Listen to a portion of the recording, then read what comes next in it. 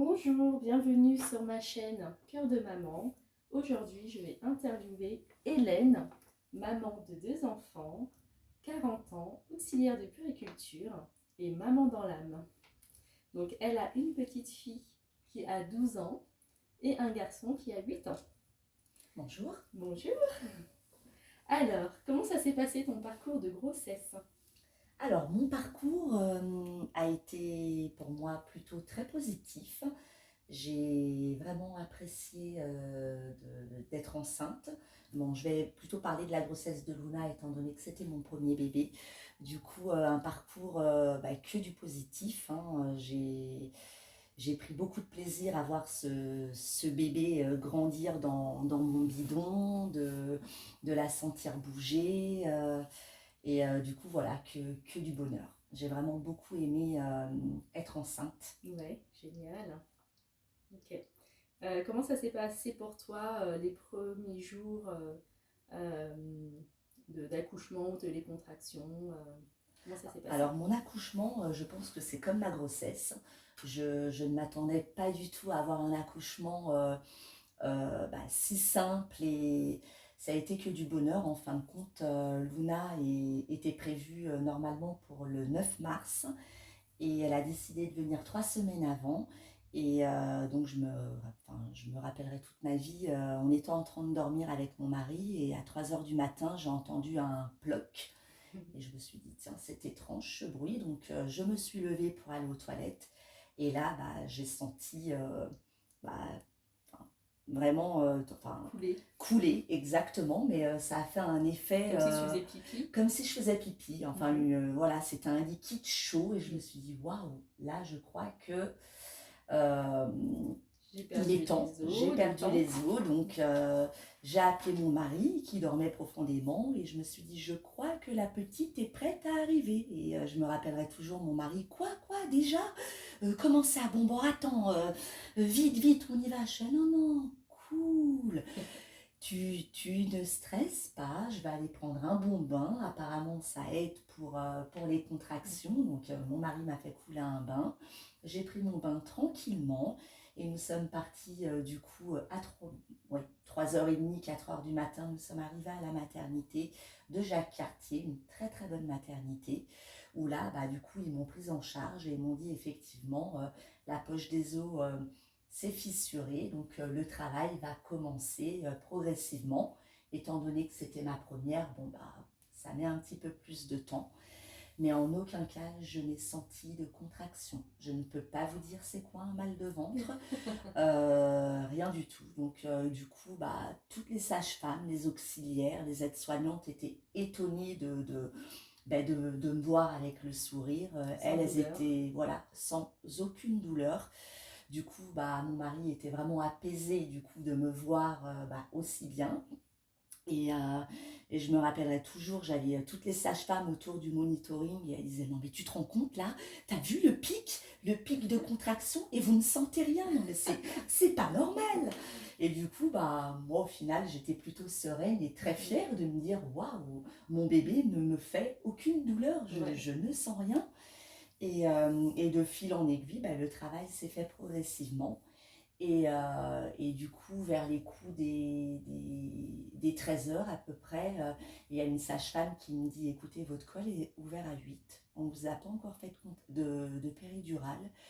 Mhm. Là, il va falloir effectivement Soit prendre c'est une maintenant décision. ou jamais. Voilà, avec votre mari, c'est soit on vous fait la péridurale, soit vous prenez la décision d'accoucher naturellement.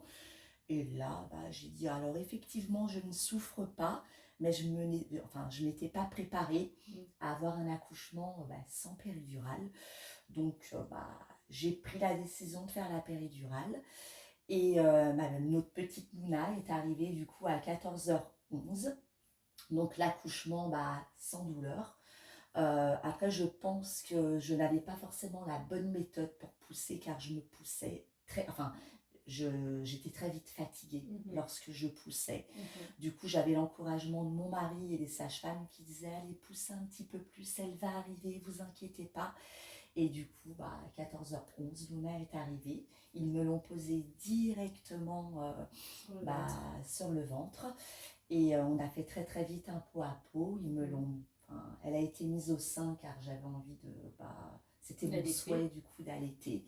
Et là, c'est une image magique qui me restera, je pense, jusqu'au plus profond à vie. Voilà. Ouais, c'est génial. Je crois qu'il y a plein de mamans qui t'envient d'avoir une grossesse, un accouchement sans douleur comme ça. Oui, je pense qu'il y en a beaucoup, mais comme quoi tout peut arriver et c'est arrivé à moi, mais ça peut arriver à plein d'autres femmes. Et ça existe, hein, voilà, il y a un pourcentage de femmes qui accouchent comme ça sans douleur. Voilà, ça existe, donc on ne sait pas. On ne sait pas, voilà. Du coup, comment, comment tu as senti le suivi médical après l'accouchement? Est-ce que tu étais entourée? Alors, à la maternité, pour être honnête, j'ai pas forcément été entourée car ils m'ont demandé mon métier. Et étant donné que j'étais auxiliaire de périculture, ils m'ont dit directement vous savez faire. Vous savez faire, on n'a rien à vous apprendre. Alors, j'étais pas vexée car effectivement, je savais faire dans mon métier, effectivement, on sait faire, enfin, on sait prendre le bain à un enfant, on sait effectivement le méconium, le colostrum, effectivement. Mais je pense qu'en tant que maman, eh bien, on a aussi besoin de conseils. Parce qu'il y a le métier, certes, mais ce n'est pas nos enfants. Il y a la théorie et la pratique. Et en tant que maman, parfois, voilà, on peut être perdu aussi. Et c'est vrai que voilà, il y a l'émotionnel. On se retrouve avec un bébé, après 9 mois, on découvre aussi. On est avec ce bébé jour et nuit. Et du coup, voilà, donc ça va que Luna, c'était un bébé, mais magique, fantastique. Elle ne pleurait jamais. Elle passait son temps à dormir. Le peu de temps qu'elle était éveillée, on avait le droit à des sourires comme si elle nous connaissait depuis toujours. Donc c'était merveilleux. Mais effectivement, voilà, ce petit bémol où on peut être dans le métier, mais on a aussi besoin d'être conseillé malgré tout. Ouais, exactement. Je suis d'accord avec toi. Du coup, ton retour à la maison, comment ça s'est passé au niveau de l'allaitement, au niveau des soins, de l'entourage? Alors, mon retour à la maison, j'ai été énormément entourée.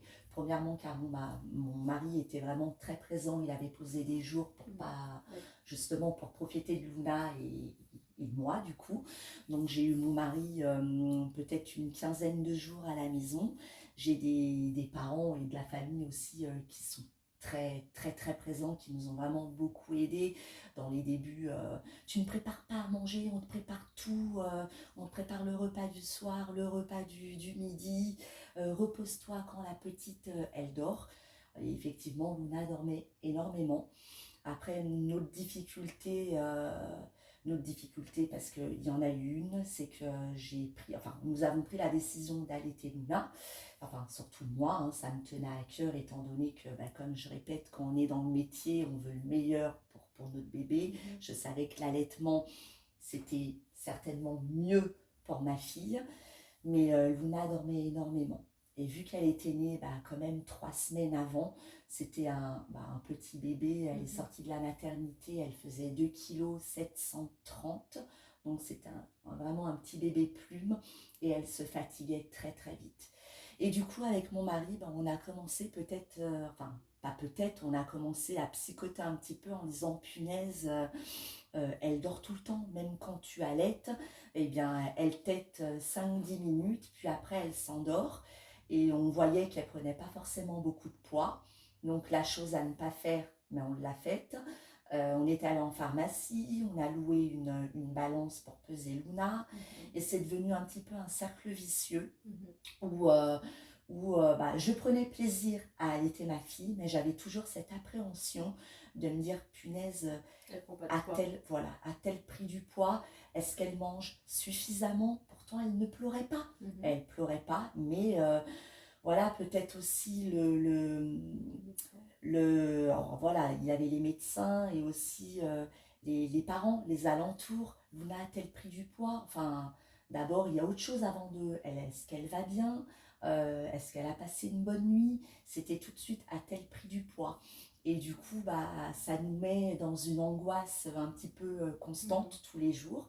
J'avais pris rendez-vous chez mon médecin, enfin chez le pédiatre de Luna, qui avait dit, écoutez, là c'est vraiment un poids plume, il faut la réveiller, hein, il faut vraiment la stimuler, l'allaitement c'est à la demande, je vous conseille de la réveiller, allez, toutes les 2 heures, vous lui chatouillez les pieds, il faut qu'elle tète. Et moi je disais, mais malgré que je la réveille, elle s'endort.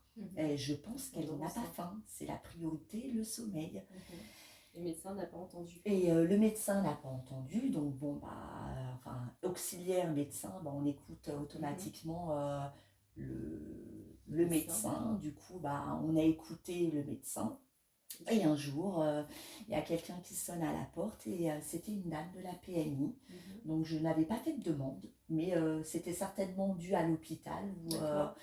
Et du coup, j'ai une dame qui est venue à la maison, du coup, pour connaître Luna et pour savoir un petit peu comment se passait le retour à la maison, comment ça se passait avec mon mari.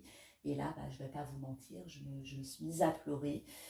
Et elle a bien vu qu'il y avait un petit souci. Du coup, je lui ai raconté par rapport par rapport au poids, par rapport à l'allaitement.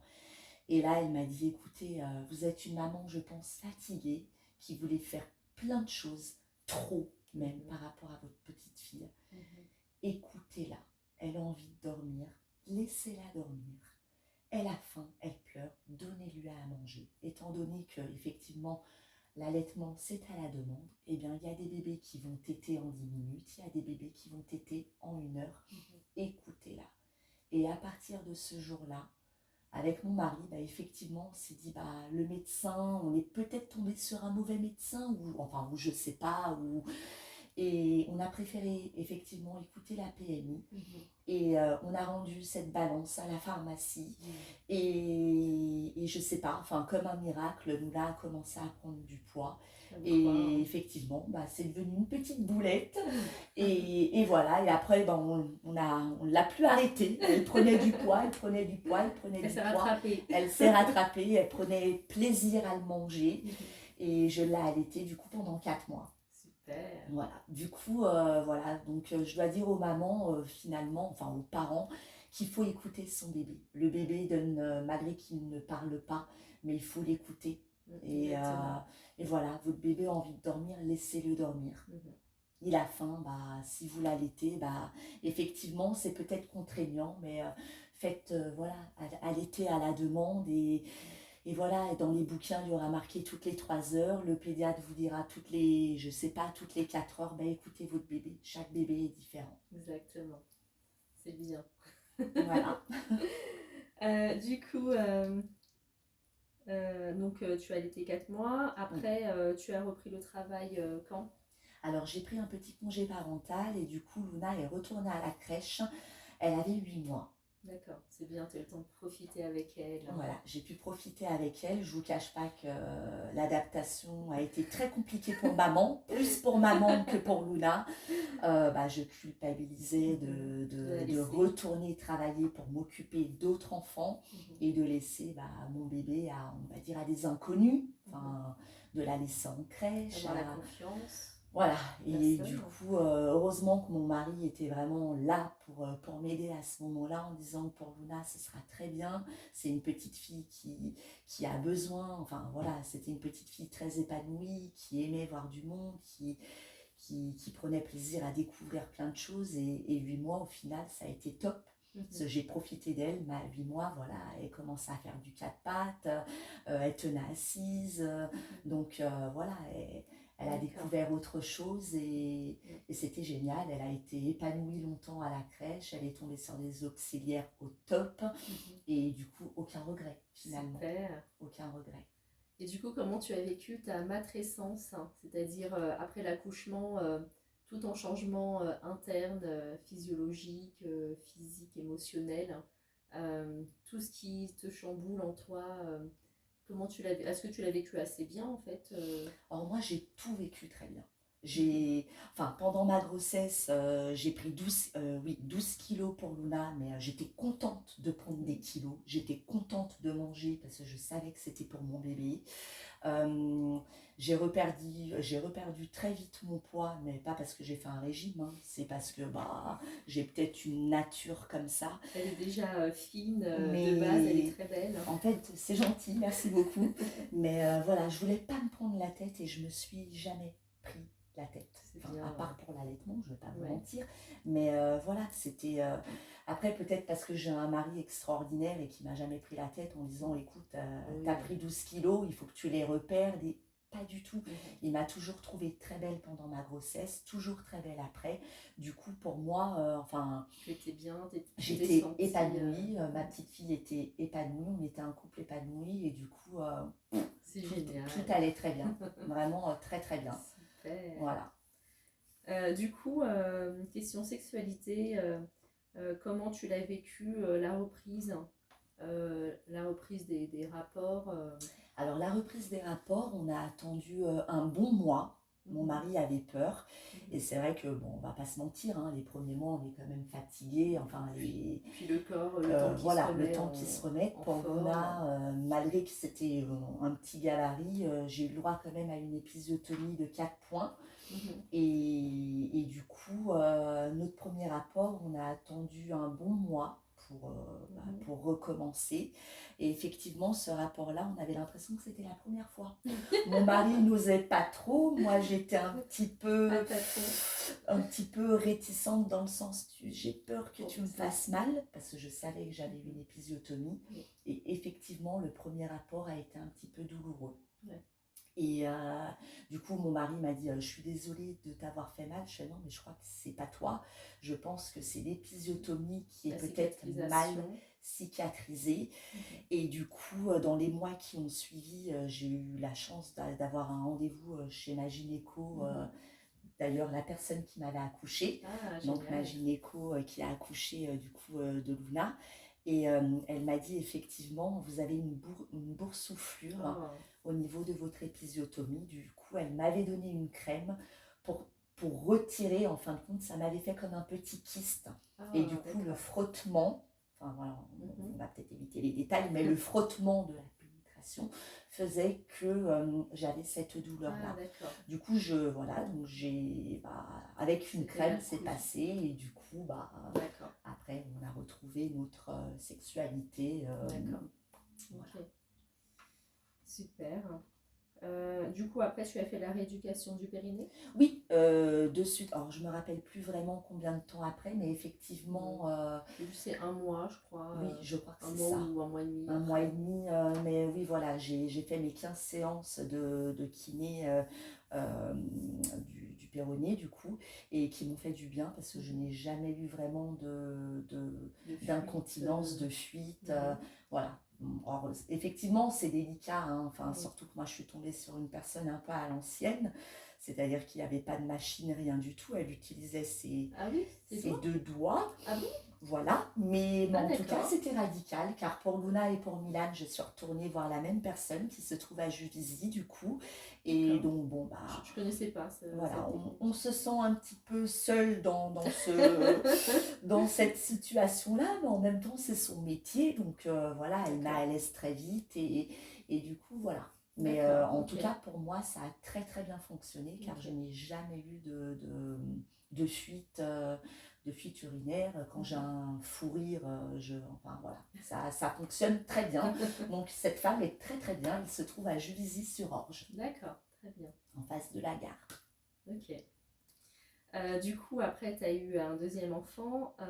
Très vite, hein, comment ça s'est passé en gros, la deuxième grossesse, accouchement Alors, Milan, identique à Luna, une grossesse très, très sympathique, très bonne grossesse. Et par contre, pour Milan, l'accouchement, ils ont préféré me le déclencher, car étant donné que Luna est née 3 semaines à l'avance et que je ne sentais pas mes contractions, ma gynécologue avait tellement peur que j'accouche à la maison, vu que je n'avais aucune douleur, Du coup, Milan, est né un 25 juin. Et je me rappellerai toujours, le 24 juin, mon mari rentre du travail et il me dit: comment tu te sens? Je fais: écoute, je me sens très bien, mais je sais pas, j'ai mal au niveau de l'aine de la jambe, enfin à la jambe droite. Il a fait: ah, bizarre. Je fais: oui, c'est étrange, je peux pas te dire, j'ai une douleur, enfin toute la journée, j'ai une petite douleur.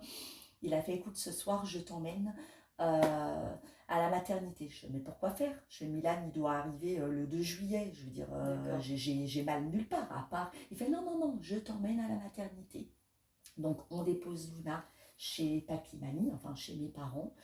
Et là, on va à la maternité et effectivement, ils me posent le monitoring et ils disent: mais madame, vous avez des contractions. Trop fort. Je fais: des contractions. Je fais: mais comment ça? Il fait: vous avez plein de contractions, madame. Vous les sentez toujours pas? Et du coup, c'était magique parce que la sage-femme était la même que celle de Luna et elle m'a reconnue. Et vu que Luna, il est né en juin, je suis arrivée avec une petite robe noire à paillettes, avec j'avais mon vernis partout. Enfin, moi, je ne pensais pas que j'allais accoucher. Donc les sages-femmes, elles m'ont dit: on dirait que vous allez en discothèque, madame. J'avais: écoutez, non, mais vu que j'ai une douleur en bas de la jambe droite, mon mari s'inquiète et effectivement, j'avais des contractions. D'accord. Donc ils ont préféré que je dorme du coup le 24 juin à la maternité et le 25 matin. Du coup, ma gynécologue est venue m'ausculter et elle m'a dit: écoutez, madame Ferrigno, je ne sais pas quoi faire de vous. Vous avez plein de contractions et vous ne les sentez pas. Que voulez-vous faire? Vous voulez que Milan vienne naturellement ou vous voulez qu'on l'aide un petit peu, qu'on le déclenche? Et là, j'ai dit: écoutez, moi, je vous fais tout à fait confiance. C'est vous, la gynécologue. Elle fait: écoutez, vous êtes quand même un cas, vous êtes un peu particulière. J'ai vraiment peur de vous laisser rentrer chez vous parce que vous avez des contractions, vous ne les sentez pas. Vous pouvez accoucher à tout moment. Oui, c'est ça. Et elle a dit: donc moi, enfin voilà, appelez votre mari, voyez avec votre mari, mais moi je serai vous. Enfin voilà, Milan est prévu le 2 juillet, on est le 25, enfin on peut dire qu'il est quasiment à terme. Moi je serai vous, je le déclencherai. Du coup j'ai appelé mon mari et j'ai dit: écoutez, écoute, voilà, la gynéco, elle a dit: écoute, allez, on déclenche. Du coup, mon mari est venu, ils m'ont déclenché et Milan est arrivé à 14h21, Ah ouais. comme une lettre à la poste, aucune douleur non plus. Oh là là. Et j'ai accouché en musique. Ah, trop bien. Voilà, là je suis tombée sur une sage-femme qui venait de sortir de l'école. Donc il y avait la sage-femme de Milan, et une nouvelle sage-femme qui m'a dit: écoutez madame, est-ce que vous voulez accoucher en musique? Oui. J'ai dit: écoutez, pourquoi pas? J'ai la tenue discothèque. Voilà, exactement. Et là, elle m'a dit: quel est votre chanteur préféré? Je suis avec Christophe Maé. Et du coup, j'ai accouché avec Christophe Maé. Et accouchement, mais oh là là. je pense autant magique que Luna, voire même mieux, on va dire, parce que là, je savais comment pousser. Du coup, Milan n'était pas en souffrance. Enfin, voilà, ça a été vraiment très, très vite. J'ai dû pousser peut-être 10 fois, même pas, et il est arrivé. Et, génial. Magnifique, magnifique. Ah, c'est des moments inoubliables. Voilà. Ouais. Donc vraiment, 2 accouchements, aucune douleur. Je peux pas vous dire c'est quoi un mal de ventre. C'est trop bien. Je sais pas. Je crois qu'il y a beaucoup de mamans qui t'envient. Voilà, donc ça peut arriver à tout le monde. Ouais. Ça peut arriver à tout le monde. Et bon, je n'ai pas vécu les douleurs, mais de toute façon, je pense que quoi qu'il arrive, ça reste le plus beau jour de notre vie. Voilà, c'est le plus beau jour de ta vie. Exactement. Un troisième bébé? Alors un troisième bébé, non, parce que je trouve que 2, c'est très bien. Mais effectivement, parfois, j'ai cette nostalgie de quand je vois une femme enceinte, je la regarde enfin, je suis admirative de ce ventre rond et l'accouchement, voilà. Pour moi, ça a été 2 moments merveilleux de ma vie que je n'oublierai jamais. Et voilà, je souhaite à toutes les femmes d'avoir une grossesse et un accouchement comme la mienne. Ouais, super. Merci Hélène pour ton partage, super témoignage. Et voilà, je vous dis au revoir et à bientôt pour la suite. À bientôt.